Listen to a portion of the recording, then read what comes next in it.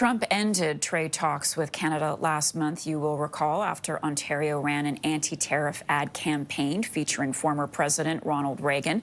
Carney says he looks forward to speaking with President Trump soon, likely in the next 2 weeks.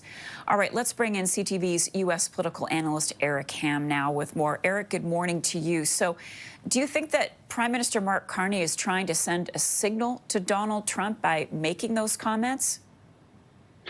No, I don't. I think what we have been seeing is a back and forth and just how complicated these talks have been since Donald Trump came into office. And also, I think there is a stark realization that the relationship is not what it was, that the closeness, the camaraderie between the two neighbors and allies is very different under this administration because, again, what we're seeing here is a president who simply does not revere its neighbor and certainly sees Canada not only as perhaps an adversary, but also as a country that should be part of the United States. And I think that is shaping a lot of how the president engages, but more importantly, the policies that the president is putting forward as a way to debilitate and even harm Canada. We haven't heard anything more about that extra 10% tariff that Trump was threatening to slap on Canada after those ads ran.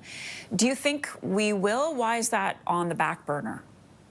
I think that's on the back burner because of what's happening domestically in the United States. We know that right now the Supreme Court is actually weighing many of the president's legalities surrounding tariffs. And I think as long or until the court actually makes a decision, I think the president is actually holding off on any additional tariffs. In addition to that, we also know that because of the economy, which right now is seeing rising inflation and the increase in prices, particularly around food, the president has already capitulated on a number of tariffs. And so I think given that the president's political standing right now is so abysmal, I think the president is holding off on any additional tariffs for the foreseeable future. What does this all mean for the future of CUSMA negotiations, Eric?